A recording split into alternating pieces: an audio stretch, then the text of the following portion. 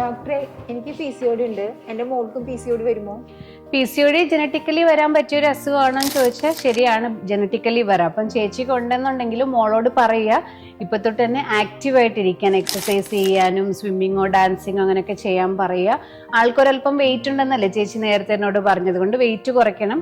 Sweets അധികം കഴിക്കുന്നുണ്ടെങ്കിൽ ആളോടത് നിർത്തിക്കോളം പറയുക. പിന്നെ കാർബോഹൈഡ്രേറ്റ്സ് എന്ന് ചോറ് 3 നേരം കഴിക്കുന്ന അത് വേണ്ട, ഒരു നേരം ചോറ് കഴിച്ചാൽ മതി. ചോറ് കഴിക്കുമ്പം കൂടുതലും വെജിറ്റബിൾസും പ്രോട്ടീനും മുട്ട, മീൻ, ഇറച്ചി അതൊക്കെ കൂട്ടി കഴിക്കാം. ഇപ്പം സ്പെഷ്യലി നമ്മൾ ഗർഭിണികൾക്ക് പറഞ്ഞു കൊടുക്കുന്നത് എന്താണെന്ന് വെച്ചാൽ, അവർ പ്രഗ്നൻ്റ് ആയിട്ട് ഇരിക്കുമ്പോൾ തന്നെ അവരോട് പറയുന്നത് 2 പേർക്കുള്ള ഭക്ഷണം എന്നല്ലേ നമ്മൾ കൂടുതലും കേൾക്കുന്നത്. അങ്ങനെ 2 പേർക്കുള്ള ഭക്ഷണമല്ല, പല തവണകളായിട്ട് ചെറിയ ചെറിയ പോർഷൻസിൽ കഴിക്കുക.